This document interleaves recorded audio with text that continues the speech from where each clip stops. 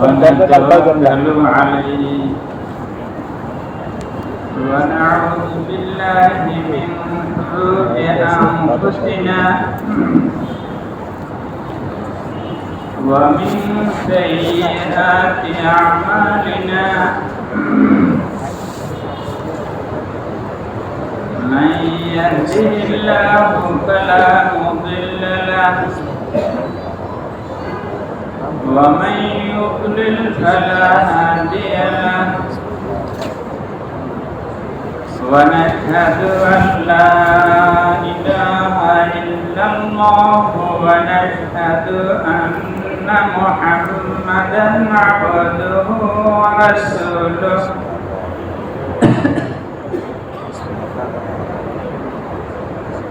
أما بعد فأعوذ بالله من الشيطان الرجيم بسم الله الرحمن الرحيم والعصر إن الإنسان لفي خسر إلا الذين آمنوا وعملوا الصالحات وتواصوا بالحق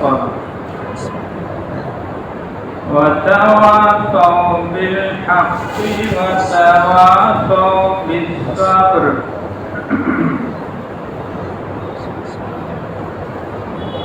وقال رسول الله صلى الله عليه وسلم إن في الجنة 100 درجة أعدها الله للمجاهدين في سبيل الله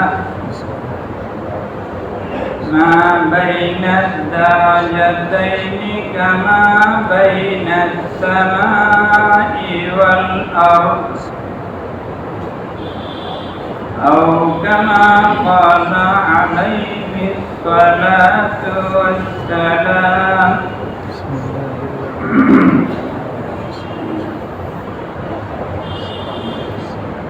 الحمد لله मेरे मोहतरम भैया बुजुर्गों, अल्लाह ताला অসীম দয়া মেহেরবানি যে আল্লাহ পাক রব্বুল আলামিন আমাদেরকে দ্বীনের আলিমশান কাজের উদ্দেশ্যে এখানে জমা করছে। দিন যেরকম আল্লাহ তাআলার নিকটে সবচেয়ে দামি, সবচেয়ে প্রিয়, দিনের মেহনত আল্লাহ তাআলার নিকটে সবচেয়ে দামি। আর হার জামানাতে আল্লাহ তাআলা এই দামি কাজ, সবচেয়ে দামি মানুষ যারা ছিলেন তাদেরকে দিয়ে করে। কি বলেন, সবচেয়ে দামি মানুষ কারা ছিলেন? নবী আলাইহিস সালাম, নবী রাসূল, আম্বিয়া আলাইহিস সালাম। ওনাদেরকে আল্লাহ তাআলা এই কাজের জন্য বাছাই করেছেন। হযরত আম্বিয়া আলাইহিস সালাম জিম্মাদারি পাওয়ার থেকে নিয়ে মওত পর্যন্ত এই কাজটি করে, এই কাজটি কাজ মানে, এবং নবীদের পরে সাহাবায়ে কেরাম রাদিয়াল্লাহু আনহুম আজমাইন এই কাজ নিয়ে, দ্বীনের মেহনত নিয়ে খাড়া হয়েছে। আল্লাহ তাআলা আমাদেরকে এই মেহনতের কারণে দুনিয়াতেও সফলতা, ইজ্জতের উচ্চ শিখরে পৌঁছাইছেন, আখিরাতেও পৌঁছাইছেন। আল্লাহ করেন তো মেরে মুহতারাম ভাইয়া বুজুর্গ, আমরাও দিয়ে দিনের মেহনতকে জিন্দিগির আসল উদ্দেশ্য বানাইতে পারি, যে ওনারা বানাইতে, আর এই কালকে কাজ বানাইতে পারি, তাহলে আল্লাহ তাআলা আমাদেরকেও দুনিয়া আখিরাতে সফল কাম করবে। যেহেতু আল্লাহ তাআলার নিয়মের মধ্যে কোনো পরিবর্তন হয় না। ওয়ালান তাজিদা লিসুন্নাতিল্লাহি তাবদীলা ওয়ালান তাজিদা লিসুন্নাতিল্লাহি তাহওয়ীলা। আল্লাহ তাআলার নিয়ম, আল্লাহ তাআলার দস্তুর, এর মধ্যে কোনো পরিবর্তন হয় না।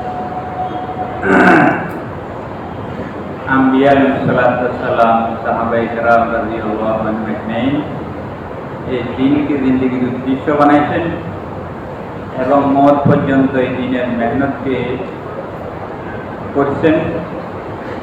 তো ওনারা যেরকম দুনিয়া আখিরাতে সফল কাম হয়েছেন, আল্লাহ করেন তো মেরে মুহতারাম, আমরা যদি এই কাজকে কাজ বানাইতে পারি, জিন্দেগির উদ্দেশ্য বানাইতে পারি, তাহলে আমাদের জন্য একই হবে। আর মেরে মুহতারাম, দিন বড় সহজ। আল্লাহ নবীও ফরমান, আর দিন হইল, দিন হইল সহজে। কাকে বলে? যে আল্লাহ নবী হযরত মুহাম্মদ রাসূলুল্লাহ সাল্লাল্লাহু আলাইহি ওয়াসাল্লাম আমাদের আয়াতের ব্যবহারের জন্য যে পদ্ধতি, যে নিয়ম কানুন আল্লাহ তাআলা পক্ষ থেকে নিয়ে আসছেন, এটাকে দিন বলে। কি বলে? এটাকে কোনো কঠিন জিনিস হইল? মানুষ গাড়ি কি বলে খরিদ করে, তো ওই গাড়িটা কি বলে কিভাবে ব্যবহার করতে হয়, এর জন্য একটা নিয়ম কানুন আছে। গাড়িওয়ালা যে বানাইছে সে পাতায় আছে, একটা বই দিয়েছে যে আমার এই বানানো গাড়িকে তুমি এইভাবে ব্যবহার করিবা, তাহলে তোমার এই গাড়ি দ্বারা, আমার এই গাড়ি দ্বারা তুমি এত সুবিধা হয়েছে। আমাদেরকে কি বলেন, কে বানাইছেন ভাই? আমাদের এই হায়াতের গাড়িটা, এটা একটা গাড়ি। এই গাড়িটাকে যদি আমরা ওই বানানোওয়ালার নিয়ম অনুযায়ী ব্যবহার করি, তাহলে আল্লাহ তাআলা আমাদেরকে দুনিয়ার অস্থায়ী জগতে আর আখিরাতের চিরস্থায়ী জগতে চির শান্তি আর সফলতা করতে লাগে। এই গাড়ি ব্যবহার করার জন্য আল্লাহ তাআলা আল্লাহর নবীর মাধ্যমে নিয়ম কানুন বাতাই দিচ্ছেন কোরআন পাক বলেন যে বান্দা, তুমি যে আমার বানানো গাড়িটা তোমাকে দিলাম, এটাকে তুমি এই নিয়মে ব্যবহার করো, তাহলে তুমি দুনিয়ার অস্থায়ী জগত শান্তি পাইবে আর আখিরাতের চিরস্থায়ী জগতে চিরকাল শান্তি আর শান্তি ভোগ করবে। যদি বান্দা আল্লাহর বাতানো নিয়ম অনুযায়ী নবী করিম সাল্লাল্লাহু আলাইহি ওয়াসাল্লামের সুন্নাত তরিকায় এই গাড়িকে ব্যবহার করবে, সেই তো উভয় জগতে সুখী হবে। তার জন্য উভয় জগতের শান্তি, দুনিয়ারও শান্তি, আখিরাতেরও শান্তি। আর যে আল্লাহর বানানো গাড়িকে আল্লাহর বাতানো নিয়ম অনুযায়ী ব্যবহার করবে না, তার জন্য উভয় জগতে অশান্তি। যেমন গাড়িওয়ালা কি বলে, গাড়ি খরিদ করিয়া তাকে যে ওই গাড়ি যে বানাইছে সেই নিয়ম বাতাই দিচ্ছে বইয়ের মাধ্যমে, যে তুমি এইভাবে ব্যবহার করো। এদিকে এই কথা বলে যে আমি আমার পয়সা দিয়ে আমার গাড়ি খরিদ করি, আমি এই গাড়িকে আমার পয়সা দিয়ে খরিদ করি, আমি এটার কথা মানুষ। আমি তো আমার মন মতে ব্যবহার করি। সে যেখানে তেল দেওয়ার জন্য করছে এখানে দিতে পানি, আর যেখানে পানি দেওয়ার জন্য করছে ওইখানে কি দিতে তেল। যেভাবে ব্যবহার করার জন্য বলছে সেভাবে সেই ব্যবহার করে নেই। কি বলে, এই গাড়ি দ্বারা যে উপকৃত হবে, এই গাড়ি স্টার্ট দিলে গুলিস্তান যাইবে না কবরস্থান যাইবে? কবরস্থান চিরক্ষতিগ্রস্ত, বড় পরিস্থিতিগ্রস্ত। ঠিক আমাদের অবস্থা, আমাদের এই গাড়িকে আমরা যদি আল্লাহর বাঁচানো নিয়ম অনুযায়ী ব্যবহার করি, তাহলে আমরা দুনিয়া আখেরাতে উভয় জগতে শান্তি পেয়ে, যে শান্তি আমি আপনি চাই, সেই শান্তির জন্য সবাই মেহনত। আল্লাহ তাআলা ফরমান, মান আমিলা সালিহান মিন যাকারিন আও উনসা ওয়া হুয়া মুমিন ফালানুহইয়ান্নাহু হায়াতান তাইয়্যিবা ওয়া লানাজজিয়ান্নাহুম আজরাহুম বিআহসানি মা কানু ইয়ামালুন। যে কোনো লোক, পুরুষ বা মহিলা, সে যখন মেহনত করিয়া তার ইমানকে ভালো করবে, ইমানকে সুন্দর করবে, এরপরে ইমান সুন্দর করার পরে আমলকে সুন্দর করবে, আমলকে ভালো করবে, আল্লাহ তাআলা কয়েকটা নিশ্চয়তা দিয়া, গুরুত্ব দিয়ে আল্লাহ তাআলা ওয়াদা করছে যে আমি আল্লাহ ওই ইমানদারকে, ওই নেক আমলকারীকে দুনিয়াতে অবশ্যই অবশ্যই তাকে দুনিয়াতে শান্তি দান করবে। যেখানে আল্লাহ তাআলা নিজেই গ্যারান্টি দিচ্ছেন, নিজেই নিশ্চয়তা দিচ্ছেন, তাহলে এর মধ্যে কি কোনো সন্দেহ আছে? আল্লাহ তাআলা এমনি বলতেছেন, আমাদেরকে বোঝানোর জন্য আল্লাহ তাআলা আশা করি আমাদের বিশ্বাস হয়, আমাদের দিলে ইয়াকিন হয়, হ্যাঁ, ইমানকে সুন্দর করার দ্বারা, আমলকে সুন্দর করার দ্বারা আল্লাহ তাআলা দুনিয়াতে শান্তি দিবেন। আমাদের বিশ্বাসের জন্য আল্লাহ তাআলা অনেক গুরুত্ব দিয়ে এই ওয়াদা করছে। যেটা আমরা দুনিয়াতে চাই, শান্তি, দুনিয়ার শান্তি, এই শান্তির জন্য তো এত মেহনত করে, শীত গরমে বর্ষায়, কি বলেন, সর্ব অবস্থায় রাত্র দিন আমরা জান মাল কোরবানি করতেছি, চেষ্টা করতেছি, মেহনত করতেছি, দোয়া করতেছি, শান্তি। শান্তি কি বলেন, নামের নাম না, শান্তি হলো কামের নাম। কামটা যখন আমার লাইন অনুযায়ী হবে, তাহলে অবশ্যই আল্লাহ তাআলা আমাকে শান্তি দান করবে। এটা তো দুনিয়াতে দিবেন, অস্থায়ী জগতে, দুনিয়ার শান্তি ইমান আমল দ্বারা। আর আসল জগতে আখিরাতে আল্লাহ তাআলা ফরমান, এই ইমানদারকে, নেককারকে আমি তার নেক আমলের বদলায় আখিরাতের চিরকালের জগতে চির শান্তি দান করব।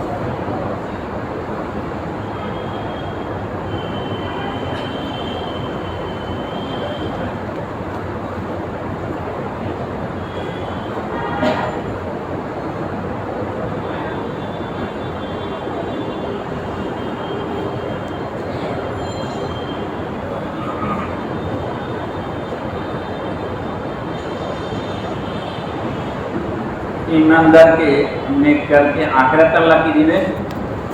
সেই যে নেক আমল করবে, ওই নেক আমলের উত্তম পুরস্কার আল্লাহ তাআলা আখিরাত দেন। আর নেককারের উত্তম পুরস্কার আল্লাহ তাআলার পক্ষ থেকে হবে আল্লাহর আনন্দে। কি বলেন, একটা গরিব লোক বাচ্চার কাছে চাইছে একটু মধু, বাচ্চাটা আমার একটু মধু দেবে। তো বাচ্চা উদ্দিনকে বলতেছে যে কয়েক গ্রাম মধু দিয়ে। উদ্দিন তো হয়রান, এইবার চাইছে সামান্য একটু মধু, আপনি যে এত মধু দেওয়ার জন্য বলছেন। তো বাচ্চা কি বলে, আরে এ তো চাইছে এর যোগ্যতা অনুযায়ী, আমি তো দিতে হবে আমার যোগ্যতা আমার সামনে। কি বলেন, বাচ্চা যদি সামনে দেয় এটা কি বাচ্চার জন্য কাজে? তো আমাদের আসল বাচ্চা কি ভাই? আল্লাহ তাআলা তো নেক আমলের পুরস্কার আখিরাতের মধ্যে দুনিয়াতে দিবেন, তো কি বলেন সামান্য পরিমাণ নমুনা, আর আখিরাতে খাজানা দিবেন। কি বলে, আখিরাতে খাজানা কি হবে? আখিরাতে চিরকালের জাহান্নাম থেকে মুক্তি দিয়া চির শান্তির জায়গা জান্নাতে পৌঁছে। কুল্লু নাফসিন যায়িকাতুল মাউত ওয়া ইন্নামা তুওয়াফাউনা উজুরাকুম ইয়াওমাল কিয়ামাহ ফামান যুহজিহা আনিন নার ওয়া উদখিলাল জান্নাতা ফাকাদ ফাজ ওয়া মাল হায়াতুদ দুনিয়া ইল্লা মাতাউল গুরুর। আল্লাহ তাআলা ফরমান, সবাইকে মরতে হবে, এটা তো নিশ্চিত, এটার মধ্যে কেউ সন্দেহ করে না। মুসলমান তো বিশ্বাস করে, এমনকি অমুসলমান যারা তারাও বিশ্বাস করে যে মরা লাগে, কিন্তু মওতের পরে কি হবে এটা নিয়ে কাফেরদের অমুসলমানদের দ্বিমত আছে। তো সবাইকে মরতে হবে, মওতের পরে ভালো মন্দ যে আমল যে করিবে ওই অনুযায়ী ফলাফল দেওয়া। নেককার এই যে দুনিয়াতে ভালো আমল করবে তার ভালো পুরস্কার কি হবে? তাকে চিরকালের জাহান্নাম থেকে মুক্তি দিয়া চির শান্তির জায়গায় জান্নাতে।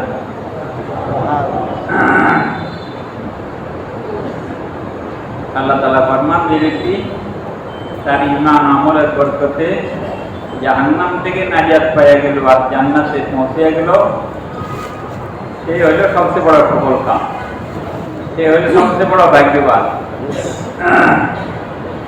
জান্নাত তো মেরে মোহতারাম শুধু এক জায়গা যেখানে কষ্টের নাম বলতেই নাই, যেখানে শান্তি আছে।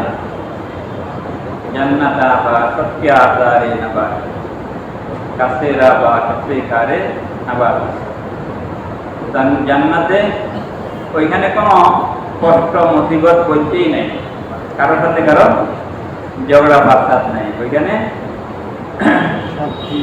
এক জান্নাতি আর এক জান্নাতির সাথে সাক্ষাৎ হবে, একটা আমল শুধু হবে সালাম। জান্নাতি জান্নাতিকে দেখবে, জিয়ারতে যাইবে, তো জান্নাতি জান্নাতিকে সালাম দেবে। সালাম তো জান্নাতের আমল। কি বলে, এই জান্নাতের মধ্যে এখান থেকে করি, কি বলেন, সালাম বেশি দিব তো জান্নাতের আমল দুনিয়ার দিকে আমার শুরু হয়ে গেছে। আল্লাহ করেন তো এইটা উচিত হইতে পারে আমার আখিরাতের মধ্যে ওই জান্নাতে পৌঁছিয়ে একে অপরকে সালাম করার লাইন খুলে দিবে। স্বয়ং ফেরেশতা আসবে, ফেরেশতা জান্নাতীদেরকে সালাম করবে। আল্লাহ তাআলা নিজেই জান্নাতীদেরকে সালাম করবে, সালামুন কাওলাম মির রাব্বির রাহিম। মেহেরবান আল্লাহ তাআলার পক্ষ থেকে আল্লাহ তাআলা নিজে জান্নাতীদেরকে সালাম করবে। তো কত সম্মান হবে। প্রধানমন্ত্রী যদি কাউকে সালাম করে, এর লাভানি কি বলেন, কি অবস্থা হবে? সুলতানুস সালাতিন আল্লাহ পাক রব্বুল আলামিন, তিনি সমস্ত বাদশার বাদশা, তিনি কি বলেন, আমাকে আপনাকে যদি সালাম করেন তো আমার আপনার সম্মান কত বেশি হবে। ওই যোগ্যতা এখান থেকে নিয়ে যায়, যাতে করি ফেরেশতা আমাকে সালাম করে এবং আল্লাহ তাআলা নিজেও আমাদেরকে সালাম করে। জান্নাত কি বলে, জান্নাতি যখন নেককার যখন তার মওত হবে, তাকে ইস্তেকবাল করার জন্য, স্বাগতম জানানোর জন্য কমপক্ষে 500 ফেরেশতা কি বলেন দুনিয়াতে এরকম কে আছে যাকে ইস্তেগফার করার জন্য 500 লোক আছে? আর নেককারের জন্য কমপক্ষে 500টা ফেরেশতা মুহূর্তের সময় তার ইস্তেগফারের জন্য আসে। তার সম্মান মুহূর্তের পরে থেকে শুরু হয়ে যায়। কি বলে? আসল সম্মানের লাইন মুহূর্তের পরে থেকে শুরু হয়ে এক এক ফেরেশতার হাতের মধ্যে ফুলের তোড়া থাকে, ফুলদানি থাকে। এক এক ফুলের তোড়ার মধ্যে, ফুলদানির মধ্যে 20-25 প্রকারের ফুল থাকে। এক এক ফুলের সুগন্ধ এক এক রকম হবে। 20-25 কি বলেন? একজনের হাতে 20-25 প্রকার। তো 500 ফেরেশতার হাতে কি বলেন কতগুলা ফুলদানি থাকবে আর কতগুলা ফুল হবে, আর এক এক ফুলের সুগন্ধ এক এক রকম হবে। তাহলে তো এখান থেকেই জান্নাতের সুগন্ধটা শুরু হয়ে যায়। আর এক এক ফেরেশতা ওই ইমানদারকে, ওই নেককারকে জান্নাতের এক এক প্রকারের বিভিন্ন প্রকারের নেয়ামতের সুখবর নেয়। 500 ফেরেশতা 500 প্রকারের নেয়ামতের সুখবর নেয়। তো ওই নেককার চাইবে যে নেয়ামতের সুখবর শুনিয়া আমার মওতটা জলদি হইয়া যায় আর আমি জান্নাতে জলদি পৌঁছিয়া জান্নাতের এই সব নেয়ামত আমি ভোগ করি। তার মত এত সহজে হবে যেরকম বাচ্চা মায়ের কোলে দুধ খাইতে খাইতে ঘুমায়, ওই বাচ্চার কোনো কষ্ট হয়? এ তো টেরে ভাই না, কি বলছে? সেরকম আসানির সাথে সহজে তার মতে কবরে যখন পৌঁছবে তো ফেরেশতা মুনকার নাকির ফেরেশতা আইবে তাকে প্রশ্ন করার জন্য। আসি তাকে 3টা প্রশ্ন করবে। কবরে 3 প্রশ্ন হবে, আর আখিরাতে কয়টা প্রশ্ন হবে? 4 প্রশ্ন। এই কয়টা হলো? 7টা প্রশ্ন হবে। ফেরেশতা প্রশ্ন করবে মার রব, তোমার রব কে ছিল? নেককার উত্তরে বলবে রব্বি আল্লাহ, আমার রবটা আল্লাহ ছিলেন, আমার পালন কর্তা, আমার প্রভু, আমার রব আল্লাহ তাআলা। দ্বিতীয় প্রশ্ন করবে ও মা দিন, তোমার দিন, তোমার ধর্ম কি? যেহেতু সে আল্লাহকে রব হিসাবে স্বীকার করিয়া দুনিয়াতে ওই রবকে মানিয়া চলছিল, সব ছাড়িয়া রবকে মানিয়া। তো সাথে সাথে উত্তর দিয়ে দিবে যে আমার রবটা আল্লাহ। দিনকে যে জিন্দিগির উদ্দেশ্য বানিয়া মত পর্যন্ত দিনের উপরে অটল ছিল, দিনের বিপরীত কোনো কাজ করে নাই, আল্লাহর হুকুম নবীর তরিকার খেলাফ কোনো কাজ করে নাই। তো সাথে সাথে উত্তর দিয়ে দিবে দিনিয়া ইসলাম, আমার দিন, আমার ধর্ম তো ইসলাম। এরপরে হুজুর আকরাম সাল্লাল্লাহু আলাইহি ওয়াসাল্লামের চেহারা দেখায়া ফেরেশতা জিজ্ঞাসা করবেন ওমা হাযার রাজুলুল্লাযী বুইসা ফীকুম, ইনি কে যাকে তোমাদের মধ্যে পাঠানো হয়েছিল? তো যেহেতু এই নেককার হুজুর আকরাম সাল্লাল্লাহু আলাইহি ওয়াসাল্লামের সুন্নাত তরিকা অনুযায়ী জিন্দেগি ব্যবহার করছে, নিজের জিন্দেগিতে হুজুরওয়ালা তরিকা জিন্দা হয়, সারা পৃথিবীতে নবীওয়ালা মেহনত, নবীওয়ালা তরিকা জিন্দা হয়। এই জন্য জান মাল কোরবানির মাধ্যমে অকাতরে মেহনত করছে। এই তৃতীয় প্রশ্ন করার সাথে সাথে উত্তর দিয়া বলবে তিনি তো আমার নবী হযরত মুহাম্মদ রাসূলুল্লাহ সাল্লাল্লাহু আলাইহি ওয়াসাল্লাম। তো আসল পরীক্ষাতে তিনি পাস করবেন। আল্লাহ তো সব শুনতেছেন, কি বলেন যে আমার বন্দার সাথে কি প্রশ্ন হইতেছে, আমার বন্দা কি উত্তর দিতেছে, সব আল্লাহ তাআলা শুনতেছেন। আল্লাহ তাআলা শুনিয়া ছুটি হইয়া ফেরেশতাদেরকে বলবেন আন সাদাকা আব্দি, এই ফেরেশতারা শুনো, আমার বন্দা বান্দি সত্যই বলছে। আফরিশু লাহু মিন ফিরাশিল জান্নাহ ওয়া আলবিসু লাহু মিন লিবাসিল জান্নাহ ওয়া আফতাহু লাহু মিন আবওয়াবিল জান্নাহ। আমার বন্দার শান্তির জন্য তার কবরের মধ্যে জান্নাতের কৃষ্ণা বিছিয়ে দাও। আমার বান্দার শান্তির জন্য তাকে কবরের মধ্যেই তার ওই দুনিয়ার সাধারণ কাফনকে বদলাইয়া জান্নাতের পোশাক তাকে পরিধান করে, তার কবরের চারদিক দিয়া জান্নাতের পক্ষ থেকে দরজা জানালা খুলিয়া দেয়। আর তাকে ফেরেশতারা বলবে, নাম কানামাতিল আরুস, এই নেককার তুমি কবরের মধ্যে নতুন দুলানের মতো আরামসে ঘুমাইতে। ওইখানে তার কবরের চারিদিক দিয়ে এরকম ভাবে জানলা দরজা খুলে দেওয়া হবে জান্নাতের পক্ষ থেকে। তো কবরে শুয়ে শুয়ে তিনি জান্নাতের পক্ষ থেকে এরকম ভাবে সুগন্ধ আরাম ভোগ করা শুরু হয়েছে। এরকম ভাবে ফুলসরাতের উপর দিকে যাইবে, যে ফুলসরাত জাহান্নামের উপরে হবে, যে ফুলসরাত এত চিকন হবে, চুল থেকে চিকন হবে, তলোয়ারের থেকে দাঁড়ালো হাজার হাজার বছরের রাস্তা হবে। এই নেককার যেহেতু ইমানি শক্তি আর আমলের শক্তি মেহনত করিয়া দুনিয়াতে বানাইছিল, যখন ফুলসরাতের উপর দিয়া পার হবে, ফুলসরাতের নিচে যে জাহান্নামের আগুন ঢাল করিয়া দিতেছে, ওই জাহান্নামের আগুন জাহান্নাম বলতে থাকবে, জুলিয়া মুমিন ফাইন্না নূরাকা ইউফিউ নারি, হে মুমিন জলদি পার হইয়া যাও, যেহেতু তোমার ঈমানের নূরে আমার জাহান্নামের আগুন নিভিয়ে দিচ্ছে। তার ঈমানটা এত পাওয়ারফুল হবে, শক্তিশালী হবে, তার ঈমান এত শক্তিশালী হবে যে ঈমানের নূরে জাহান্নামের আগুন নিভিয়ে যাওয়ার অবস্থা হয়েছে। চিন্তা করেন তার ঈমানের শক্তি কত, পাওয়ার কত।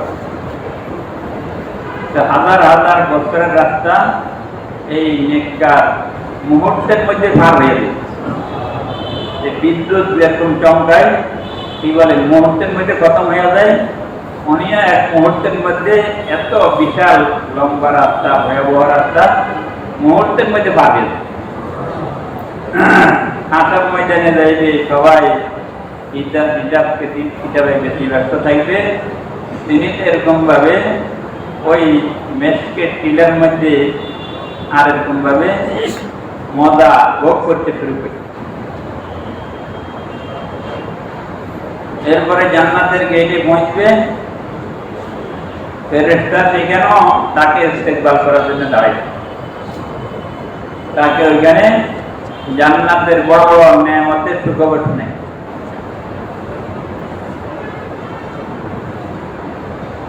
আন্না লাকু আন তাহইয়া ফালা তামুতু আবাদা,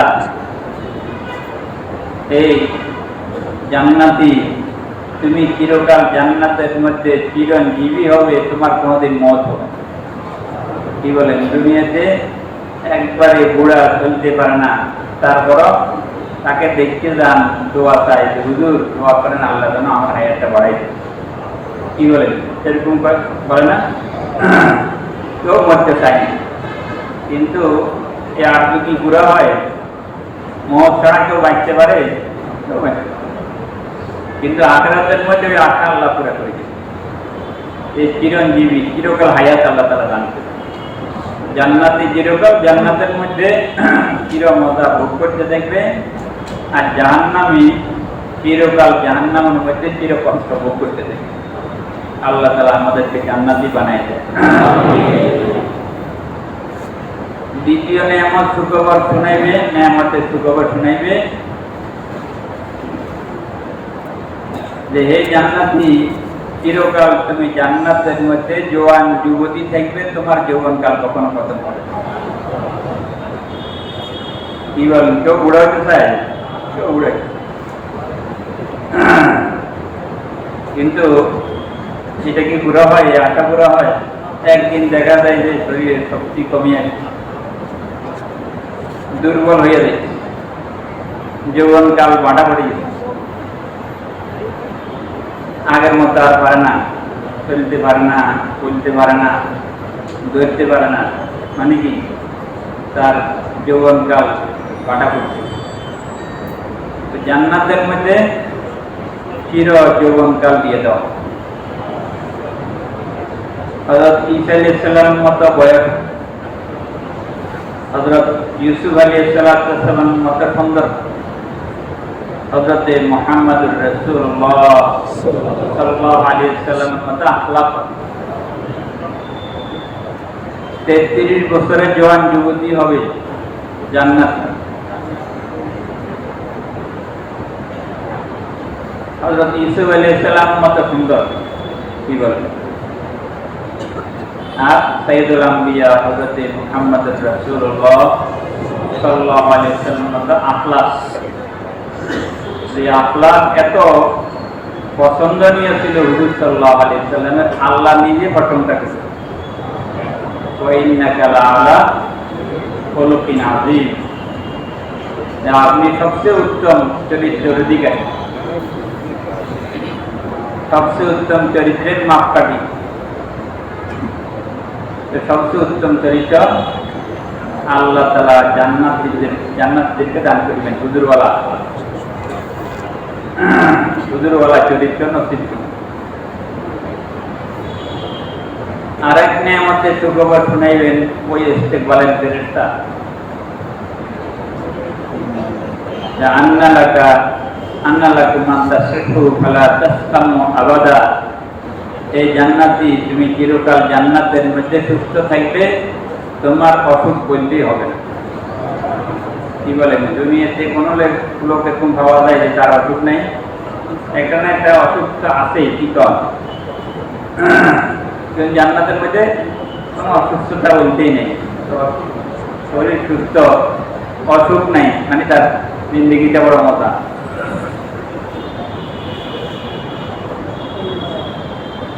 আর এক বড় নেয়ামতের সুখবর শুনাইবে ফেরেশতারা, আন্না লাকুম আন তানআমু ফালা তাবআসু আবাদা। এই জান্নাতি, তুমি জান্নাতের মধ্যে চির মাল দৌলতের ভিতর থাকবে, তোমার কোনোদিন অভাব বলতে হবে না। দুনিয়াতে কত অভাব, কোটিপতি, তার অভাব আর বেশি। বিল্ডিং 10টা বানাইছে, তাই কি বলেন আরো 10টা কিভাবে বানাইছে, তার অভাব মিটে না। আখিরাতের মধ্যে, জান্নাতের মধ্যে সব চাহিদা কি বলেন আল্লাহ তাআলা করে দেন। ওয়ালাকুম ফিহা মা তাশতাহি আনফুসুকুম ওয়ালাকুম ফিহা মা তাদউন নুজুলাম মিন গফুরির রহিম। আল্লাহ তাআলা জান্নাতীদেরকে বলবেন যে, এই আমার বান্দা বান্দীগণ, তোমরা দুনিয়াতে আমার চাহিদা, আমার দিনের চাহিদা পুরা করছো, আজকে আমি আল্লাহ জান্নাতের মধ্যে তোমাদের সমস্ত চাহিদা পুরা করছি। আমার দিনের টাকাটা পুরা করছো, আর টাকা দেয় লব্বাইক বলছো, আজকে তোমার সব টাকাটা আমি জান্নাতের মধ্যে পুরা করছি। কত সুবিধা দেখো, আমরা টাকাটা পুরা করতে পারি। যে দিনের টাকাটা পুরা করবে, জান্নাতে আল্লাহ তাআলা তার সব টাকাটা পুরা করবে। এবং আল্লাহ তাআলা বলবেন, তোমার সমস্ত দাবি, সমস্ত আরজু আকাঙ্ক্ষা আমি আল্লাহ জান্নাতে পুরা করব। এবং আল্লাহ তাআলা হবেন স্বয়ং, আল্লাহ তাআলা হবেন মেজবান। আর আমি আপনি যদি নেককার হইতে পারি, তাহলে আমরা নিজেরা হইব আল্লাহ তাআলার মেহমান।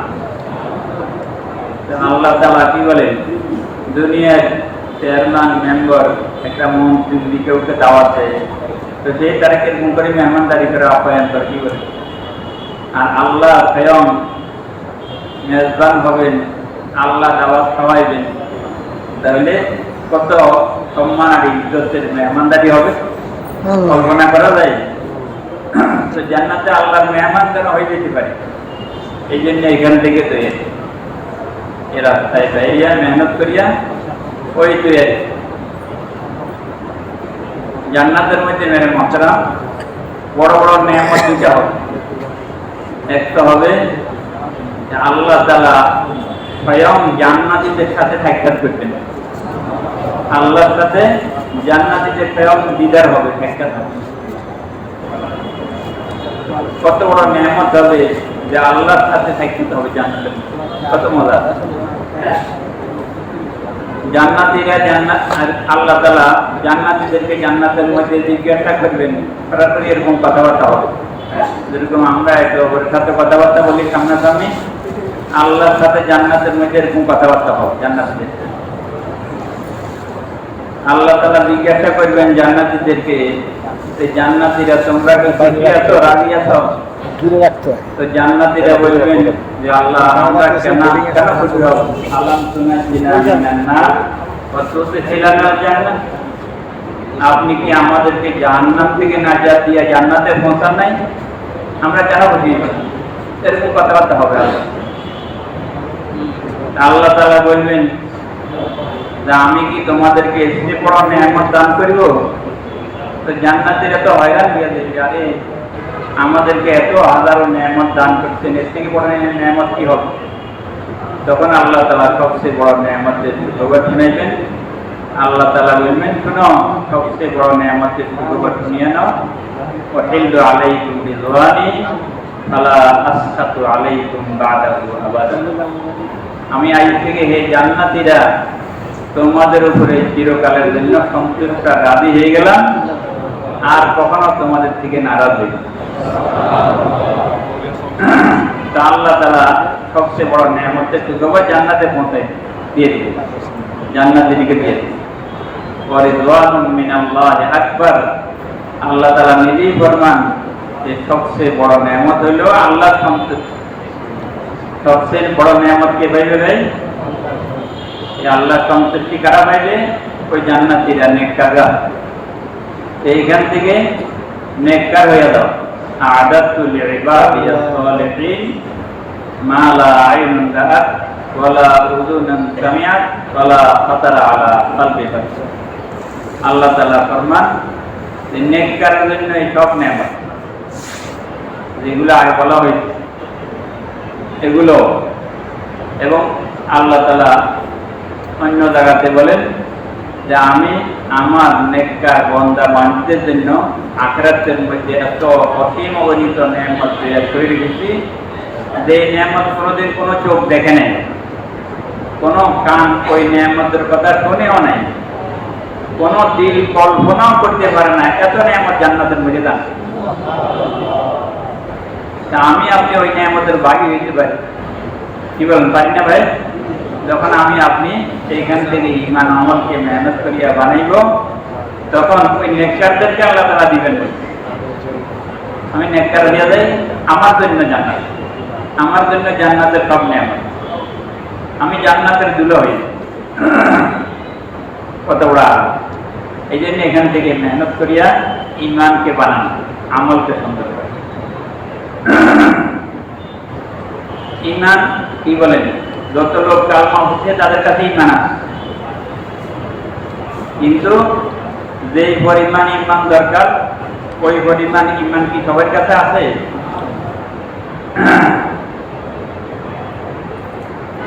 আমার এখান থেকে কি বলেন, আমি যদি প্রাইভেট গাড়ি নিয়ে চট্টগ্রাম যাইতে হয়, মনে করেন 100 লিটার তেল নেই।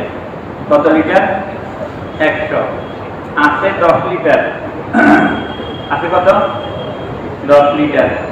এই 10 লিটার লইয়া কি বলেন সহি সালামতে আমি যদি দোয়া করি, হুজুর থেকে দোয়া চাই, খুব আল্লাহর দিকে মোতাবাজ্জ হই, তাহলে তো সহি সালামতে চট্টগ্রাম পৌঁছা যাবে। কি বল? কেন? যে পরিমাণ দরকার ছিল ওই পরিমাণ নাই, আছে ওই পরিমাণ নাই যে পরিমাণ দরকার। আমার ঈমান যে পরিমাণ দরকার ওই পরিমাণ এখনো বানাইতে পারি। তাহলে আমাদের আসল স্টেশন কোথায়? চট্টগ্রাম থেকে কি বলেন? আমাদের আসল স্টেশন তো হইল কবর, কি বলেন? আসল ময়দান অতিক্রম করি আমাদের আসল মন্দির, আসল স্টেশন তো আখরাত। আখরাতের মধ্যে জান্নাত, ওই জান্নাতে পৌঁছার জন্য ওই পরিমাণ কি বলেন তেল নিয়ে যাইতে হবে, ওই পরিমাণ যোগ্যতা নিয়ে যাইতে হবে। যে ব্যক্তি এখান থেকে কি বলেন ওই সাহাবীদের মতো নবীদের মতো একসাথে একশো ঈমান আর আমল বানিয়ে এনে তার জন্য এই গাড়িগুলো থেকে কোনো অসুবিধা আছে? সব গাড়িতে তার জন্য, আর আসল গাড়িতে তার জন্য সুবিধা। এখান থেকে যদি আমি ঈমান আমলকে ঠিক করিয়া নিই, তো কবরের গাড়ি, হাসর ময়দানের গাড়ি, ফুলসিরাতের গাড়ি, সব গাড়িতে আমি ইজ্জতের সাথে পার হইয়া আসল স্টেশন জান্নাতের মধ্যে আমাকে আল্লাহ তাআলা চিরশান্তি দেবেন। এই জন্য এখান থেকে ঈমান মেহনত করিয়া পাই। যে পরিমাণে ঈমান দরকার ওই পরিমাণই না, যেরকম সাহাবীদের ঈমান আমেনু কামা আমানান নাস, আল্লাহ তাআলা আমাদেরকে সাহাবীদের ঈমানের দিকে দাওয়াত, যে সাহাবাওয়ালা ঈমান। সাহাবীদের দিকে দেখি যে ওনারা ঈমানের জন্য কত কুরবানি, কত চোখের পানি, কত মেহনত, কত ত্যাগ স্বীকার। তার কারণে ওনাদের ঈমান সারা জগৎবাসীর জন্য মেসাল আর নমুনা হয়ে সারা জগৎবাসীকে আল্লাহ তাআলা সাহাবাদের ঈমানের দিকে দাওয়াত দিচ্ছে, যে তোমরা সাহাবাদের মতো ঈমান বানাও। সাহাবী কি বলেন? মসজিদে ঘুমাইতেছেন, হুজুর সাল্লাল্লাহু আলাইহি ওয়াসাল্লাম মসজিদে গিয়ে ওনাকে জাগাইলেন, জিজ্ঞাসা করেন কাইফা বাহদা ইয়া হারিস ইবনে মালিক। এই হারিস ইবনে মালিক ওই সাহাবীর নাম ছিল। তুমি সকাল কি অবস্থায় করলেন? তিনি বলেন যে আসবাহতু মুমিনান হাক্কা ইয়া রাসূলুল্লাহ, হে আল্লাহর রাসূল সাল্লাল্লাহু আলাইহি ওয়াসাল্লাম, আমি সত্যিকারী ইমানদার অবস্থায় সকাল করেছি। হুজুর সাল্লাল্লাহু আলাইহি ওয়াসাল্লাম জিজ্ঞাসা করেন প্রত্যেক কথার একটা হাকিকত আছে, বাস্তবতা আছে। তুমি দাবি করতেছো একটা ইমানদার অবস্থায় সকাল করতে, প্রমাণ কি? দলিল। তিনি আজীব দলিল পেশ করেন, আযাবতু নাফসি আনিদ দুনিয়া ওয়া আযমাতু নাহারি ওয়া আসারতু লাইলি কান্নী আনজুরু ইলা আখিরাত কান্নী আনজুরু ইলা আহলি জান্নাতি ফিহা ইয়াতাযাওয়ারুন ওয়া ইলা আহলিন নারি ফিহা ইয়াতাআওয়ারুন। হুজুর, আমি যে পাক্কা ইমানদার দাবি করতেছি, এর দলিল হইল আমি দুনিয়া থেকে মুখ ফিরে দুনিয়ার মহব্বত আমার ভিতরে নাই। কি বলেন, আমরা কি বলতে পারিব? অথচ দুনিয়ার মহব্বতটাই তো হইল গুনার মূল, ওই মূলটাই উঠে গেছে। আমি সারাদিন পিপাসিত অবস্থায় রোজা রাখিয়া কাটাই, আর সারা রাত্র দাঁড়িয়ে ইবাদত করি। কি বলেন, আমরা তো এরকম করি নাকি? আর আমি হুজুর ঈমানের শক্তিতে আমি যেন দেখতেছি আল্লাহ তাআলার হাতকে আমার চোখের সামনে বাইতেছি, আর জান্নাতীদেরকে দেখতেছি যেন তারা খুশিতে একে অপরের সাথে জিয়ারত আর সাক্ষাৎ করতেছে। দোজখীদেরকে দেখতেছি তারা দোজখের আযাবের কারণে আউকাউ হয়ে চিৎকার করতেছে। হুজুর আকরাম সাল্লাল্লাহু আলাইহি ওয়াসাল্লাম এই সাহাবীর এই উক্ত শুনিয়া খুশি হইয়া ওনাকে সার্টিফিকেট দিয়ে দিলেন, ওনাকে সনদ দিয়ে দিলেন, আনতামরুন নাওয়ারাল্লাহু কালবাক আরাফতা বালদান। এই হারিস ইবনে মালিক, তুমি এক ঈমানদার ব্যক্তি, আল্লাহ তাআলা তোমার দিলকে ঈমানি নূরান্বিত করে দিয়েছে। ঈমান কি জিনিস তুমি বুঝতে পাইছো, অতএব এটাকে মজবুত করিয়া ধরিয়া রাখো। ঈমান তো সাহাবীদের মতো ঈমান বানানো, এরকম ঈমান। এরকম এক সাহাবী না তো 1,24,000 সাহাবী। হযরত ওমর রাদিয়াল্লাহু তাআলা হুজুর সাল্লাল্লাহু আলাইহি ওয়াসাল্লাম ওনার ব্যাপারে কিছু খবর জানান। লাউ কানা বাদি নবিয়ান লাকানা উমর, আমার পরে যদি কেউ নবী হইতো তাহলে ওমরের নবী হইতো। চিন্তা করেন কিরকম দামি লোকটা।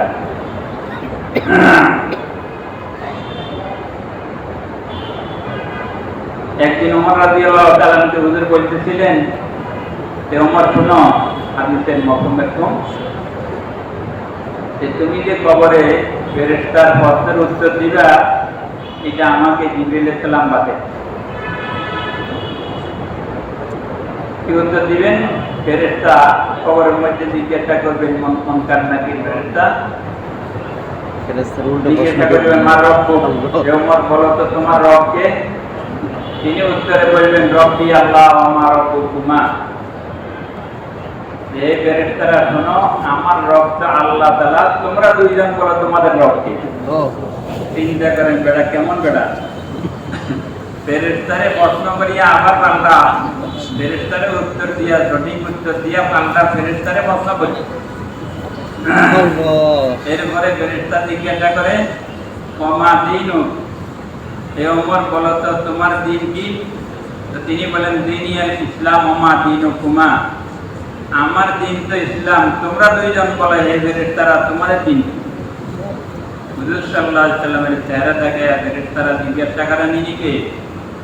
উনি উত্তরে বলেন ইনি তো আমার নবী হযরত মুহাম্মদ রাসূলুল্লাহ সাল্লাল্লাহু আলাইহি ওয়াসাল্লাম, তোমরা দুইজন বলো তোমাদের নবী কে। তো ফেরেশতারা আরশে বাকের মধ্যে লাগেন। ফেরেশতারা আশ্চর্য হইয়া ওনার উত্তর শুনিয়া আবার পাল্টা প্রশ্ন শুনিয়া আশ্চর্য হইয়া বলতেছে যে ওমর ব্যাপারটা তো বুঝতেছি না, আল্লাহ তাআলা কি আমাদেরকে তোমার নিকটে প্রশ্ন করার জন্য পাঠাইলেন, না তোমাকে আমাদের নিকটে প্রশ্ন করার জন্য পাঠাইলেন? চিন্তা করে যে বেড়াটা ইমান কিরকম মেহনত করে বানাইছি। আমরা তো ইমান বানাইছি, কিন্তু ওমরের মতো ইমান, আমার ইমানের পিছনে কতটুকু মেহনত হচ্ছে আমি তালাক করি, আমি আন্দাজ করি। ইমান বানাইলে তো এরকম বানানো চাই সাহাবীদের মতোই। দেখেন সাহাবীরা কত দামি হয়েছে। আজ আমরা ইজ্জত চাই, দুনিয়ার সাধারণ ইজ্জত, কি বলেন মেম্বার চেয়ারম্যান, যেটা শুরুতে ফুলের মালা, এরপরে কি এরপরে জুতার মালা, কি কর এটার জন্য এরভাবে বুঝে যে শেষ অবস্থা এটাই হবে। তারপরও এই অবস্থায় ইজ্জতের জন্য কত শেষ। আর আখিরাতের চিরস্থায়ী ইজ্জত কি বলেন, যে ইজ্জতের পরে আর কোনো যে ইজ্জত হওয়ার সম্ভাবনা নেই। এই ইজ্জতের অধিকারী তো নবীদের পরে সাহাবীদেরকে আল্লাহ বানিয়েছেন এই মেহনতের দ্বারা। আজ প্রায় কি বলেন ১,৫০০ বছর হয়ে গেছে ওনারা দুনিয়া থেকে চলে গেছে, কিন্তু ইজ্জতের সাথে আজ পর্যন্ত ওনাদের কি বলেন স্মরণ করা হয়েছে।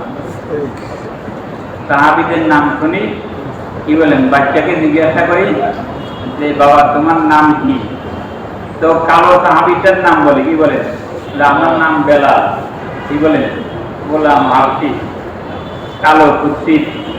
কিন্তু দিনের মেহনতের দ্বারা এত দামি হয়েছেন, দিনের কোরবানির দ্বারা এত দামি হয়েছেন।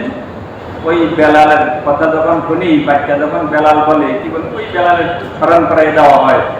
আয় বেলাল কইল যে দিনের খাতিরে এত কষ্ট মজাহাদা বরদাস্ত করতেন, রাত্রেবেলা সারা রাত্র কাফেররা মালা কর্মে পিটিয়া মারিয়া ওনার সারা শরীর ক্ষত বিক্ষত করত, আর দিনের বেলা উত্তপ্ত আরবের মরুভূমির বালুর মধ্যে পাথর চাপা দিয়া খোয়াই দিত।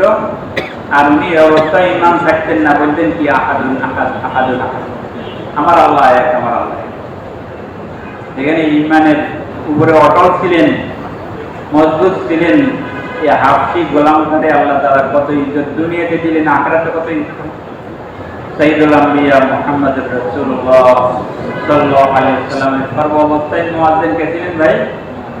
ওই বেলাল রাদিয়াল্লাহু। এত ইজ্জত দেখেন, অনেক দেশ আছে এরকম, অনেক দেশে মুয়াজ্জিনকে বেলাল বলা হয়, কি বলে। তো আমাদের জমা হইয়া জিজ্ঞাসা করে ওই এলাকার লোককে, কি বলে না আপনাদের দেশে কি সব মুয়াজ্জিনের নাম বেলাল? বলে না, এই বেলাল তো ওই বেলালের কোরবানির বরকতে আমরা সম্মান হিসাবে, ওনার সম্মান হিসাবে সমস্ত মুয়াজ্জিনদেরকে আমরা বেলাল বলি। দেখেন সম্মানটা কত হয়, অথচ কালো কুৎসিত ছিলেন। হুজুর সাল্লাল্লাহু আলাইহি ওয়াসাল্লাম যখন আখিরাতের মধ্যে ওই মেরাজের রাত্রে জান্নাতে ঢুকতেছিলেন, তো হুজুরের আগে আগে বেলাল রাদিয়াল্লাহু তাআলা চলার আওয়াজ শুনতেছিলেন জান্নাতে।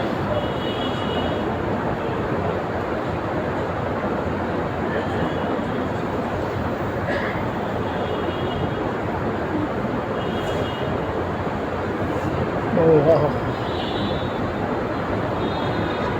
সাল্লাল্লাহু আলাইহি ওয়াসাল্লাম সেখান থেকে ফিরে আসার পরে বেলাল রাদিয়াল্লাহু তাআলাকে ডাকি জিজ্ঞাসা করলেন, বেলাল কি ব্যাপার, তুমি কি আমল করো? আমি জান্নাতে গেলাম, তো জান্নাতের মধ্যে আমি আমার আগে আগে তোমার চলার আওয়াজ শুনতেছিলাম। তো উনি কি বলেন, হুজুর যখন আমার ওযু ভাঙিয়া যায় তা আমি 2 রাকাত নতুন ওযু করিয়া তাহিয়াতুল ওযুর নামাজ পড়ি। আমরা তো অনেকে তাহিয়াতুল ওযুর নামাজ কি ডলাই, মাশাআল্লাহ অনেকে জানেন পড়েন। আর যখন আমার কোনো গুনাহ হয়ে যায় তখন আমি 2 রাকাত তওবার নামাজ, সালাতুত তওবার নামাজ। এখানে ইমানি শক্তি নিয়ে নামাজ পড়ছেন জমিনে, ওই নামাজ যে আল্লাহর দরবারে কবুল হয়ে গেছে এই খবর আল্লাহ নবী দিয়েছেন। আর ওনার ইজ্জতটা আখিরাতের মধ্যে এত বেশি। এরকম তো এক সাহাবী না, সমস্ত তার। আজ দেখেন ওনাদের নাম রাখাকে বাচ্চা কি বলেন, নাতি, পোতা। সাহাবিয়াদের নাম রাখাকে ধন্য মনে করে, ভাগ্য মনে করে যে আমার নাতির নাম, আমার ছেলের নাম সাহাবিদের নাম সাথে মিলিয়ে রেখে, আমার মেয়ের নাম, নাতিনের নাম সাহাবিয়াদের কি বলেন নামের সাথে মিলিয়ে রেখে বরকত। ওনাদের নামের মধ্যে বরকত, তাইলে কামের মধ্যে কত বরকত। আর ফেরাউন, নমরুদ, কি বলেন কারুন, সাদ্দাত, দুনিয়ার বড় বড় বাদশা ছিল, বড় শক্তির অধিকারী ছিল, বড় গদির অধিকারী ছিল। কোন কাফের মুশরিক, মুসলমান তো দূরের কথা, কোন কাফের মুশরিকের নাম শুনছেন যে এর নাম ফেরাউন, এর নাম কারুন, এর নাম সাদ্দাত, এরকম কোন শুনছেন এই পর্যন্ত? এরকম ভাবে আজীবনের জন্য, চিরকালের জন্য তাদেরকে আল্লাহ তাআলা বেইজ্জত দুনিয়াতে করছেন, আখিরাত তো আছেই হিজাব। তাদের নাম তো পছন্দ করে না, কাফের মুশরিকও পছন্দ করে না, মুসলমান তো পছন্দ করে না, আল্লাহ আল্লাহর রাসূল তো পছন্দ করেই না। এমনকি কাফের মুশরিকও তাদের নামটাও পছন্দ করে না, কাম কি পছন্দ করে? ওয়ালিল্লাহিল ইজ্জাতু ওয়া লিরাসূলিহি ওয়া লিল মুমিনিন। আল্লাহ তাআলা নিজেই ফরমান, আসল ইজ্জত সম্মান তো আল্লাহর জন্য, আল্লাহর নবীর জন্য, ঈমানদারদের জন্য। ইজ্জত সম্মান আল্লাহর পক্ষ থেকে, নবী আল্লাহর তরিকাতে কারা পায়? ঈমানদাররা। মুমিন যখন আল্লাহর হুকুমকে মানবে, আল্লাহর নবীর তরিকায় চলবে, তো তাকে আল্লাহ তাআলা দুনিয়ার অস্থায়ী জগতে ইজ্জত দিবেন, আখিরাতের চিরস্থায়ী জগতে চির ইজ্জতের অধিকারী জাহান্নাম থেকে মুক্তি দিয়ে জান্নাতের মধ্যে করবে। এই জন্য এখান থেকে মেহনত করিয়া ওই সাহাবাওয়ালা ঈমান বানান যে আল্লাহ সর্বক্ষমতার শক্তির অধিকারী, সবচেয়ে বড় কে ভাই? আল্লাহ।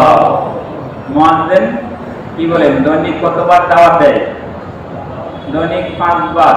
কি বলেন, এক এক আযানের মধ্যে কতবার দাওয়াত? আল্লাহু আকবার বলে দেয়। এক এক আযানে কতবার আল্লাহু আকবার বলে? শুরুতে 4 বার, শেষে 2 বার। এরকম একামতের মধ্যে, প্রতি একামতের মধ্যে 6 বার। কি কন? তো আযানের মধ্যে সারাদিন কতবার হইলো? 5 বারে। আযান আর একামত মিলিয়ে হইলো কত? 60 বার। মুয়াজ্জিন আল্লাহ যে সবচেয়ে বড়, এই কথার দাওয়াত দিতেছে। দাওয়াত দিয়া আমাদের দিলের ইকিনটাকে ঠিক করার জন্য বুঝাইছে যে সমস্ত মানুষ, তোমার দুনিয়ার সব কিছু ছোট, সবচেয়ে বড় কে? আল্লাহ। আল্লাহ। মুসলমানের বড় ধনী তো কি বলেন? বড় ধনী কি? আল্লাহ। আল্লাহ সবচেয়ে বড়। নামাজের মধ্যে আল্লাহর বড় ট্রেনিং দেওয়া হয়। আল্লাহু আকবার থেকে তো শুরুই হয়। কি বলেন? আল্লাহু আকবার বলে তাকবীরে তাহরিমা মানলে না, আল্লাহ যে বড় এই কথা এগিয়ে যেন আমার দিলের মধ্যে বসে এখানে ট্রেনিং শিখানো হইতেছে, দেওয়া হয়। এই বন্দা, আমি যে বড় এই কথা কিন্তু তুমি বারবার বলতে থাকো, এরকম বারবার শুনতে থাকো, যাতে করে তোমার দিলের মধ্যে আমার বড়ত্বের ইকিন পয়দা হয়। এরপরে কি বলেন? আশহাদু আল্লা ইলাহা ইল্লাল্লাহ এই কথার সাক্ষী মুয়াজ্জিন বলতেছে, আমি সাক্ষী দিতেছি এক আল্লাহ ছাড়া কোনো মাবুদ নাই। তা আল্লাহ তাআলার একত্বের দাওয়াত, আল্লাহ তাআলার বড়ত্বের দাওয়াত মুয়াজ্জিন আমাদেরকে দিচ্ছে। হুজুর সাল্লাল্লাহু আলাইহি ওয়াসাল্লাম কি বলেন? আশহাদু আন্না মুহাম্মাদার রাসূলুল্লাহ, আমি সাক্ষী দিতেছি মুহাম্মদ সাল্লাল্লাহু আলাইহি ওয়াসাল্লাম আল্লাহ তাআলার রাসূল। কি বলেন? তাওহীদ রিসালাতের দাওয়াত মুয়াজ্জিন সাহেব দিয়া ওনার একিনও ঠিক হয় এবং আমাদের সবার দিলের একিন যেন আল্লাহ তাআলার ওয়াহদানিয়তের উপরে, আল্লাহ তাআলার একত্বের উপরে, আল্লাহ তাআলার বড়ত্বের উপরে, হুজুর সাল্লাল্লাহু আলাইহি ওয়াসাল্লামের তরিকার উপরে যেন 100 বছর। এরপরে তাওহীদ রিসালাতের দাওয়াত দিয়া, তাওহীদ রিসালাতের দাওয়াত দিয়ে এরপরে ঈমানের পরে বড় আমল কি? নামাজ, নামাজের দাওয়াত। যে বান্দা তোমার দুনিয়া আখিরাতের সফলতার লাইন হইল ঈমানকে ঠিক করার পরে নামাজের ভিতরে আল্লাহ তাআলা রাখেন হাইয়া আলাস সালাহ, হাইয়া আলাস সালাহ। আসল নামাজের দিকে, আসল সফলতার দিকে। মানে কি? নামাজের মধ্যে আল্লাহ তাআলা তোমার দুনিয়া আখিরাতের সফলতা, শান্তি নিয়ে করে দিবে। নামাজ এটা নিয়ে ঈমান বানাইতে হবে, ঈমানদার নামাজ বানাইতে। আল্লাহ বড় কিন্তু দিলের মধ্যে বসাই, আল্লাহ সর্বক্ষমতা শক্তির অধিকারী এটাকে আমার দিলের মধ্যে নেই। এরপরে আল্লাহর হুকুমান নবীর তরিকার দ্বারা আমার জিন্দেগি সাজাই, এর বাহিরটা ছাড়ি, তাহলে আমার কোনো সুবিধা দুনিয়া শান্তি সব কাজ আমি তালাশ করবো এখানে আমার আল্লাহর হুকুম কি, আমার নবীর সুন্দর তরিকা। মদের সুন্দরে পয়দা হওয়া থেকে নিয়ে মদ পর্যন্ত সব কাজের মধ্যে আমার শান্তি হলো আল্লাহর হুকুম নবীর তরিকা।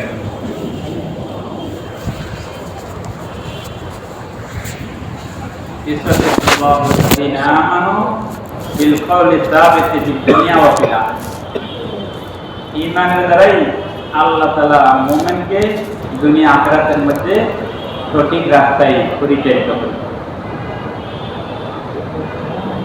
সফলতা দান। সব কাজের মধ্যে আল্লাহর হুকুম নবীর তরিকা। ওয়াইন তুতিউহু তাহতাদু, আল্লাহ তাআলা ফরমান যে তোমরা যদি হেদায়েত চাও, হেদায়েতের লাইন হলো আমার নবীর তরিকা। আমার নবীকে মানো, হেদায়েত পেয়ে। হেদায়েত পেয়ে মানে কি? তুমি দুনিয়া আখিরাতের সফলতা হবে। হুজুর সাল্লাল্লাহু আলাইহি ওয়াসাল্লাম ফরমান, যে ব্যক্তি আমার সুন্নতকে মহব্বত করবে সে যেন আমাকে মহব্বত করে, আর যে ব্যক্তি আমাকে মহব্বত করবে সে তো জান্নাতে আমার সাথী হয়ে যাবে। মান আহাব্বা সুন্নতি ফাকাদ আহাব্বানি ওয়া মান আহাব্বানি কানা মাই ফিল জান্নাহ। এজন্য নবীর সুন্নাত আমার সব কাজে, মান তামাসসাকা বিসুন্নতি ইনদা ফাসাদি উম্মতি ফালাহু আজরু মিআতি শাহীদ। হুজুর সাল্লাল্লাহু আলাইহি ওয়াসাল্লাম আরো ফরমান, আমার উম্মতের ফাসাদের জামানায় যে ব্যক্তি আমার সুন্নতকে আঁকড়ে ধরবে আল্লাহ তাআলা তাকে 100 শহীদের সওয়াব দেন। এক এক সুন্নতের মধ্যে এত শক্তি, এক এক আল্লাহ তাআলার হুকুমের মধ্যে এত শক্তি, যে শক্তি কোনো এটমের মধ্যে নেই, দুনিয়ার কোনো বস্তুর মধ্যে নেই।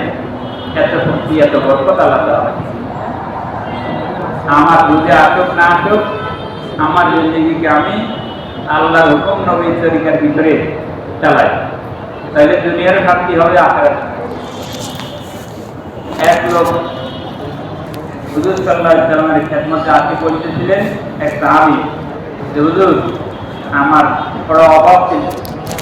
হুজুর ছোট্ট আমল বাতাই দিলেন, তুমি যখন ঘরে ঢুকবে, ঢুকার আগে সালাম দিবে ঘরওয়ালা। এরপরে ঘরের ভিতরে ঢুকিয়া দরুদ শরীফ পড়বে, সূরা ইখলাস, কুল হুয়াল্লাহ পড়বে,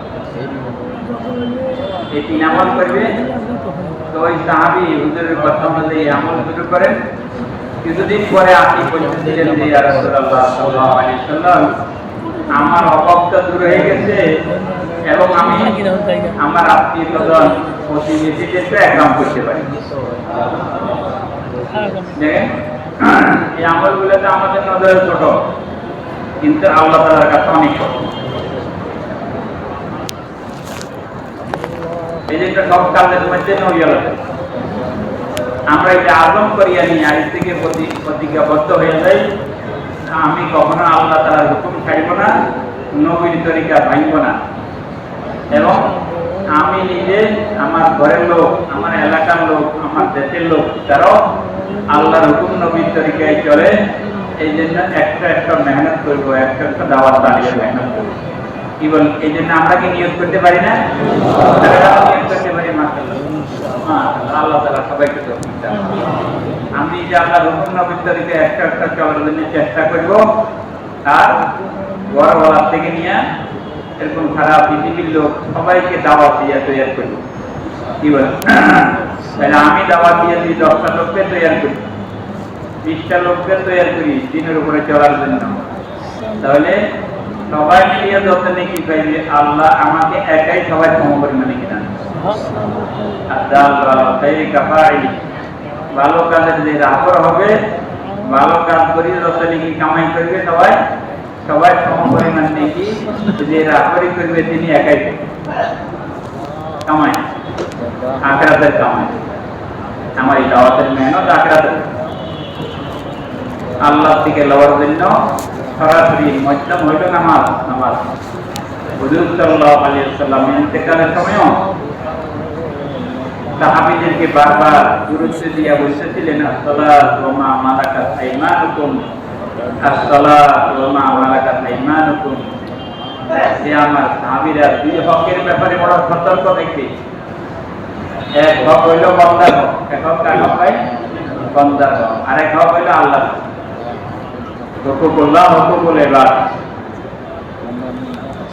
এখন আল্লাহর হকের ব্যাপারে তো অনেকে কি বলেন, কিন্তু আদায় করার জন্য চেষ্টা করে, কিন্তু বান্দার হকের ব্যাপারে অনেকে দুর্বল। আল্লাহর হকের মধ্যে বড় হক নামাজ। কি বলেন, আল্লাহর হকের মধ্যে বড় হক কি ভাই? নামাজ। এই নামাজকে পড়তে হবে ওই নবীওয়ালা তরিকা, ইখলাস ওয়ালি নিয়তের সাথে, ফাজাইল মাসাইলকে জানিয়া ইখলাসের সাথে যখন ওই নামাজ পড়ব, নামাজ জমিনে হবে, আসমান ওই নামাজ কবুল দিয়ে, আর ওই নামাজের দ্বারা আল্লাহ থেকে যা চাইব তাই আল্লাহ তাআলা। হাদিসের মধ্যে আছে না, নামাজি ব্যক্তি আল্লাহ তাআলা খাজানা ধনভাণ্ডারের দরজার মধ্যে কি করে? আওয়াজ দেয়। আর নিয়ম হইল যে দরজায় আওয়াজ দেয় তার জন্য কি করা হয়? দরজা খোলা হয় না। নামাজি ব্যক্তি নামাজ পড়িয়া আল্লাহর ধনভাণ্ডারের মধ্যে, আল্লাহর খাজানার মধ্যে আওয়াজ দিতেছে, তার জন্য একদিন দেখা যায় যে তার নামাজটি গুণাবলী শান্ত হয়, তার জন্য আল্লাহ তাআলা আল্লাহর ধনভাণ্ডার খুলে দিতেন খাজানা। আর সেই ধনভাণ্ডার খুলে দেওয়ার পরে আল্লাহর খাজানা থেকে যা চাই লাগে। নামাজকে সুন্দর থেকে সুন্দর বানান। নামাজের কত ফজিলত আল্লাহ নবী ফরমান, সাইয়্যিদাতুন ওয়াহিদা খায়রুম মিনাদ দুনিয়া ওয়া মা ফিহা। এক সাইয়্যিদার মূল্য, পুরো নামাজের মূল্য কত বেশি হবে চিন্তা করি। এক সাইয়্যিদার মূল্য আল্লাহ নবী ফরমান সারা পৃথিবী এবং পৃথিবীর বুকে যত কিছু আছে তার চেয়ে উত্তম। এক সাইয়্যিদার মূল্য যদি এত হয়, তাহলে এক রাকাতের মূল্য কত হবে? পুরো নামাজের মূল্য কত হবে? এক দুনিয়ার মূল্য তো আমরা একটা বলি, নামাজের মূল্য কত? আল্লাহ করেন তো ইমানের মূল্য, নামাজের মূল্য আমাদেরকে বুঝার করে দিয়েছে। এর একই কথা হবে, নামাজকে সুন্দর আল্লাহ তাআলা আমাদের সমস্যার সমাধানের জন্য ইমানদারের নামাজ। আল্লাহ নবী যে আমলগুলোকে দেখে গেছে, ইদা হাসাবা হুমামরুন ফাযাইলাস সালাম। হাদিসে পাকের মধ্যে আছে, হুজুর সাল্লাল্লাহু আলাইহি ওয়াসাল্লাম যে কোনো অসুবিধার সম্মুখীন হয়েছেন, তো নামাজের পরে আল্লাহর দিকে ফিরতেন। যেহেতু আল্লাহ তাআলা বলেছেন কি ওয়াদাইনু বিসবরি সালাহ, আমার থেকে সাহায্য চাও সবর আর নামাজের মধ্যে। ওয়াইন্নাহা লাকাবীরাতুন ইল্লা আলাল খাশিঈন, নামাজ সবে পড়তে পারে না।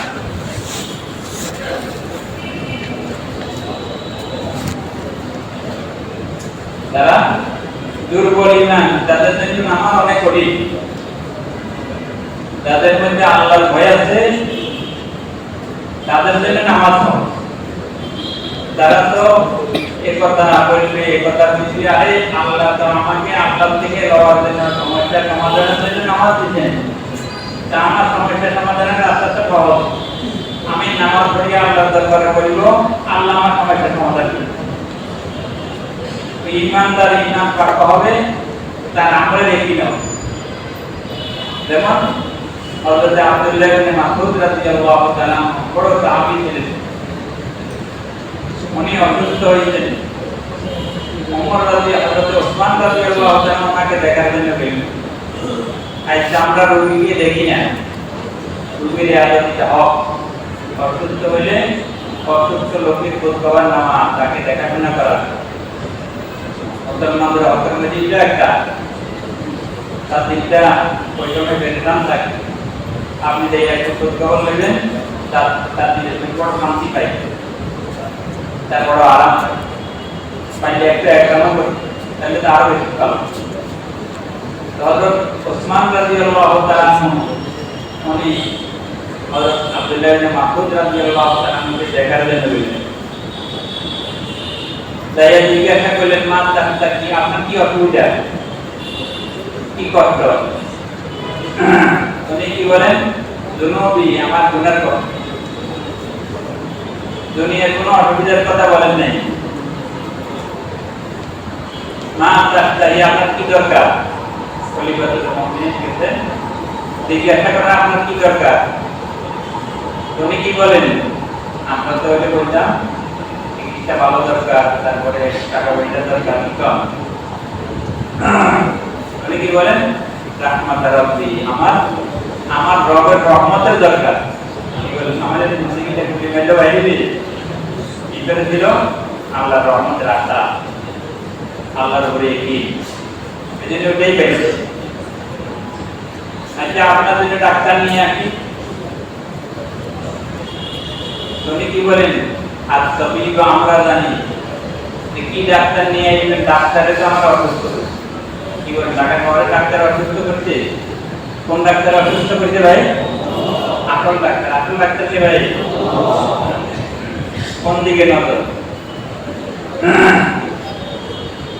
বর্তমানের মধ্যে বেরের মধ্যে যেটা থাকে তাই কিন্তু ওইটাই বাইরে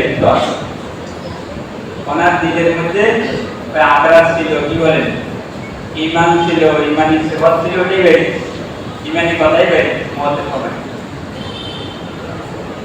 শেষে উনি খলিফাতুল মুসলিমিন ওসমান রাদিয়াল্লাহু তাআলা তিনি বললেন, যা আপনার জন্য বাইতুল মাল থেকে, রাজকোট থেকে কিছু টাকা পয়সা দিয়ে দিই, আপনার পরে আপনার মেয়েদের কাজে আসবে।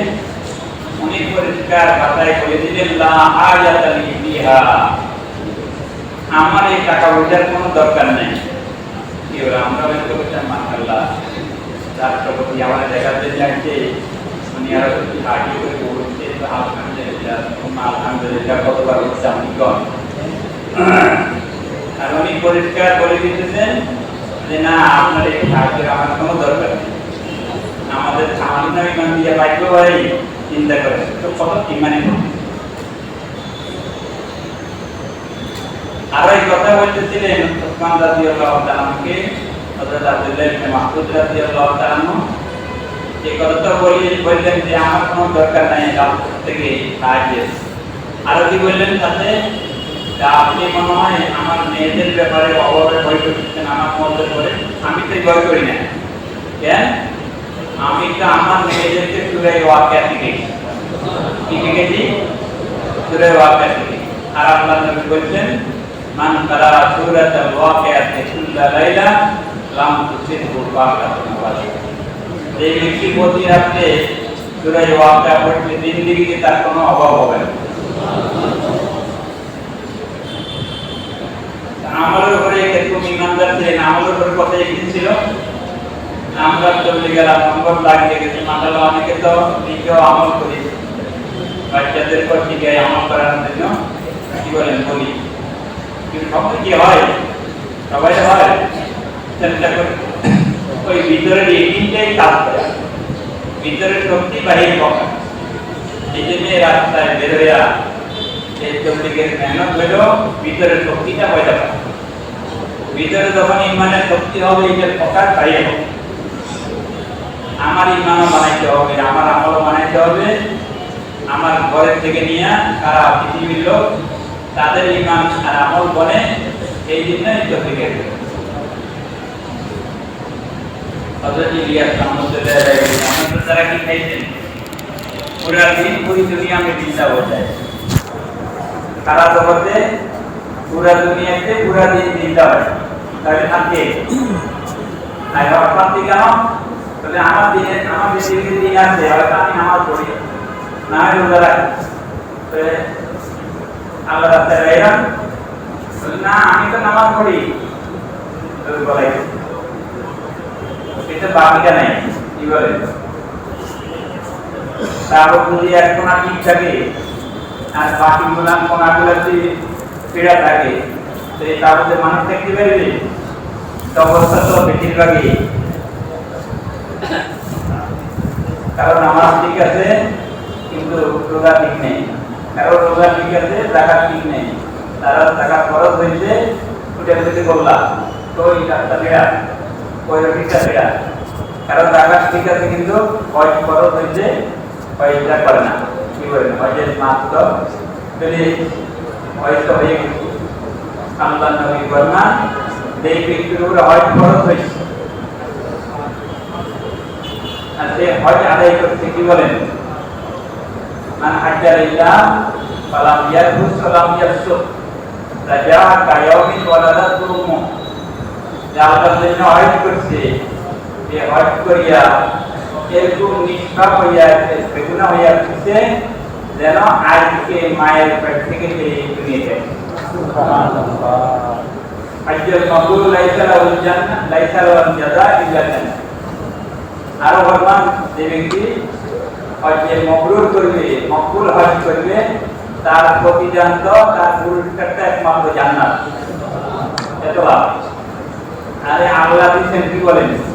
টাকা পয়সা কে দিচ্ছেন ভাই? আল্লাহ দিচ্ছেন, আল্লাহ দিতে খরচ করবে কি কর?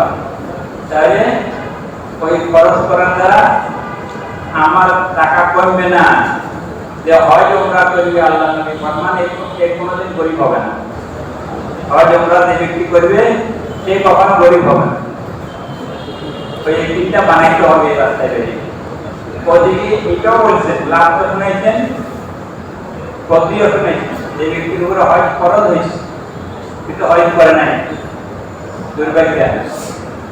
হুজুর বদ্ধ আছেন তার ব্যাপারে, সেই যার ইহুদি হইয়া মরক অথবা নাসারা হইয়া মরক, সেই ইহুদি হইয়া মরক অথবা নাসারা হইয়া মরক। কি বলেন? ইহুদি নাসারা হওয়ার ধমকি দিয়েছেন আল্লাহ নবী, তাহলে কত বড় ভয়ের কথা।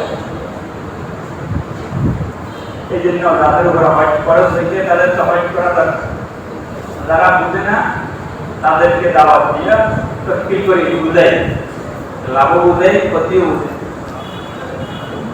তাহলে তো আপনি 10 জনকে হজের জন্য তৈরি করলেন, তো 10 জন হজ করিয়া নেকি পাইলে যত, আপনি হজ না করিয়া 10 জনের 10 হজের নেকি কামাই। সুবহানাল্লাহ। আল্লাহ তাআলা তো কামাই করার জন্য বড় রাস্তা রাখেন। আমি মেহনত করে 10 জনকে, 20 জনকে, 100 জনকে এই রাস্তায় বের করি, আর এরকমভাবে তাদের সন্তান তারা নিজেরা হয়, এরপর থেকে কি বলেন চালু থাকবে, এদের মাধ্যমে অনেক লোক দিনের উপর আসবে, তাদের আওলাদ হবে, তারা দিনদার হবে, তারা দাওয়াত দিয়া মেহনত করিয়া হাজার লোককে দিনের উপর উঠেবে। এই সবার যত নেকি হবে, যত কামাই হবে, যত হাফেজ আলেম হবে, আপনার ওই কয়েকজনকে তৈরি করার মাধ্যমে পরস্পর একের পর এক চালু হবে, সবাই মিলিয়ে যত নেকি কামাই করবে, আপনাকে আমাকে সমপরিমাণ নেকি আল্লাহ তাআলা কিয়ামতের ময়দানে রাখবে। সুবহানাল্লাহ। আমি তো আখিরাতে এত নেকির কি বলেন পাহাড় দেখিয়া আমলনামা যখন আমার হাতে আসবে, আমি তো হয়রান হয়ে যাবো। আমি তো বলবো যে আল্লাহ আমার তো এত আওলাদে ছিল না, এত হাফেজ আলেম তো আমার সন্তান ছিল না, এত আমল তো আমি করিনি, এত হজ, এত রোজা, এত যাকাত, আমার এত মান তো ছিলই না। ফেরেশতা মনে হয় ভুলে আমার এই আমল নামাটা চিনতে হয়নি। তখন আল্লাহ তাআলা বলবেন কি, যে বান্দা তোমার সন্তান এত ছিল না, তুমি এত নেকি কামাই করো নাই, কিন্তু তুমি নেকিতে এজেন্সি খুলে গেছো, নেকি ট্রাভেল এজেন্সি খুলে গেছো দুনিয়াতে।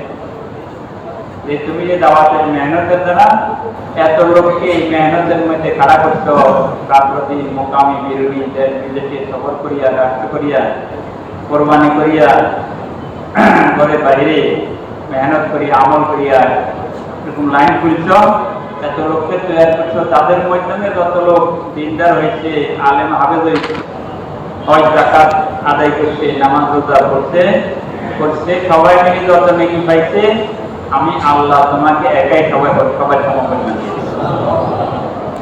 কি বলেন, এই লাইনটা, এই এজেন্সিটা আমি আপনিও খুলতে পারি, বিনা পয়সা এজেন্সি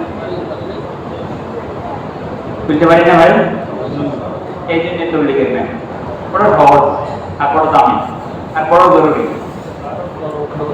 টাইটনাল দিয়ে কালকে আমাদের জমানাটা কি করেন, এখন খালি ইস্তেকবাল। তা আমি যে জমানায় ইস্তেকবাল ছিল তো লাড়ি দিয়া, কি বলেন, ওনারা কোরবানি করছেন, চোখের পানি ফেলছেন, এখন আমাদের ইস্তেকবাল তো আলু আর রুটি দিয়ে চলে। কত সুবিধা আল্লাহ তাআলা করে দিয়েছে। দাদা গাছ লাগাই, নাতি বিনা কষ্টে গল্প করে কি চল মজা করছে। তো সাহাবীরা নবীরা তো কোরবানি করিয়া, বুজুর্গরা কোরবানি করিয়া আমাদের আগের, ওনারা চোখের পানি বিভিন্ন মজাদার কোরবানি করিয়া আমাদের জন্য দিনের গাছ লাগাই। এখন আমরা একটু এটাকে হেফাজত করি, পানি দিই, তো সহজে আমাদের দুনিয়ারও কামাই হবে, দুনিয়ারও সুবিধা হবে, আখিরাতেরও সুবিধা। কি বলেন, এই জন্য সবাই তৈরি না ইনশাআল্লাহ। দেখেন এখন কোরবানি হয়ে গেছে, ঈদ হয়ে গেছে। এতদিন তো বলছিলাম যে হুজুর ঈদ, কোরবানি ঈদটা বিবাহটা তুইয়া কিভাবে যায়, এখন তো ঈদে ফ্যাট হয়ে গেল। এখন তো নিজে তৈরি হওয়া, পুরো এলাকার হাজিদেরকে তৈরি করিয়া আল্লাহ রাস্তায় বের করা। এখন বড় মৌকা, বড় সুযোগ, ব্যবসায়ীদের জন্য সবচেয়ে বড় সুযোগ। দুনিয়ার ব্যবসায়ী, আখিরাতের ব্যবসায়ী, কামাইয়ের জন্য বহুত বড় সুযোগ। কি বলেন, সুযোগ না ভাই? এই সুযোগে কি বলেন, আখিরাতের কামাই করি। বর্ষাকালে অনেক জায়গাতে পানি টানির কারণে কাজও করতে পারে না, এই জন্য এই সময়টা বড় সহজে আল্লাহ রাস্তায় বেরিয়ে বেশি কামাই করা যায়। এই জন্য হিম্মত করে বলি, নিজে তৈরি হওয়ার সাথে সাথে অন্যকে তৈরি করব। আমি তো তৈরি আমার মহল্লার থেকে, আমার মসজিদ থেকে, আমার হালকার থেকে এত জমাত আজকে দিব, সামনের সপ্তাহ দিব, নগদ দিব, এরকম হিম্মত করে দাঁড়ায় বলি। কি ভাই, থেকে তৈরি হিম্মত করে দাঁড়ান দেখি, নগদ চার মাসের জন্য। কি ভাই, হিম্মত করে দাঁড়ায় মাসে, হিম্মতের মদত খোলা। কি ভাই বলি, যে কারা তৈরি কি এরকম হবে যে সারা রাত ওই লেখার কিচ্ছা পড়িয়া সকালে জিজ্ঞাসা করে ইউসুফ কি গুরুর ছিল না মহিলা? কি বলেন, এতক্ষণ পর্যন্ত বয়ান শুনিয়ে এখন সবে চুপ করি। কি বলেন, হবে নাকি ভাই? এখন বলে হিম্মত করি মাসা জি ভাই দাঁড়ায়, চার মাসের জন্য কারা কারা তৈরি আছে বলি দাঁড়ায়, নগদ কারা তৈরি। কি বলে, আরেকটা ঈদ আছে নাকি ভাই? রমজানের ঈদ তো অনেক দিন, নাকি আপনারা রোজা শুরু করছেন?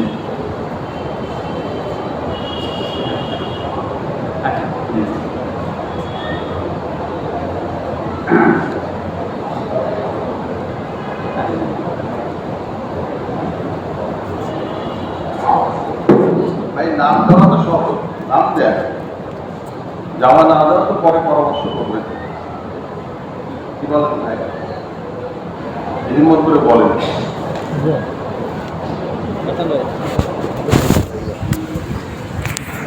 সাহিত্য ভূমিকা থেকে মহানা বলেন না এত ব্যক্তি এত সব জানা যে